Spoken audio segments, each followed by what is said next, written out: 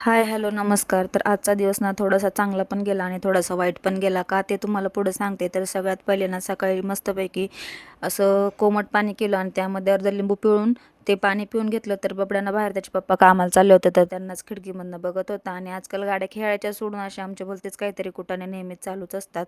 आणि टी व्हीमध्ये सॉन्ग लागलं की बबड्याचं ना असं लगेच डान्स चालू होतं. तर असं बबड्याला छान असं झोपवलं आणि त्यानंतर मग घरातली कामं वगैरे करून घेतली. कपडे वगैरे धुवून घेतले आणि 4 वाजले होते. तर मम्मीकडे जायचं होतं, कारण मम्मी खूप जास्त आजारी होती.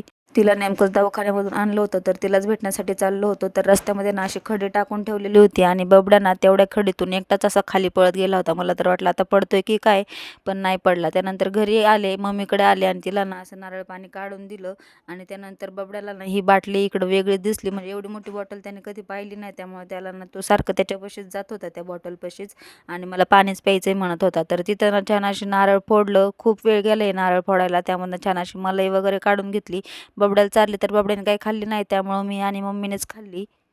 आणि मग बबड्याचे बाबा आले होते, तर बाबांना त्याचे बाबा कशी तंबाखू खातात ते सांगत होता. त्यानंतर मग दुर्गीला बाय बाय केलं आणि घरी येताना ना बबड्याला हे 2 मित्र-मैत्रिणी भेटल्या होत्या. तर बबड्या खूप जास्त खुश झाला होता आणि वरती यायचं नावच घेत नव्हता. खालीच खेळायचं असं म्हणत होता, पण मला वरती जाऊन कामं होती, त्यामुळे त्याला बळजबरी वरती घेऊन गेले. आणि भाऊजींनी कढीपत्ता आणला होता, तर तोच म्हटलं नेसून वगैरे ठेवून द्यावं फ्रीजमध्ये. स्वयंपाक वगैरे झाला होता, सगळ्यांचे जेवणं झाले होते आणि बावड्याची ना अशी मस्ती चालू होती संध्याकाळी. आणि त्यानंतर ना मला आज ना दुपारपासून बरंच वाटत नव्हतं, त्यामुळे संध्याकाळी ना दवाखान्यामध्ये गेले होते. खूप जास्त खोकला वगैरे अचानकच यायला लागला होता आणि डोकं पण खूप जास्त दुखत होतं, त्यामुळे हॉस्पिटलला गेले.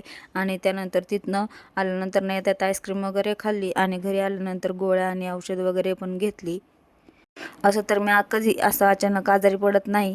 तर असो, चला, माझा दिवस असा होता आजचा. भेटूया नेक्स्ट व्लॉगमध्ये. तोपर्यंत बाय.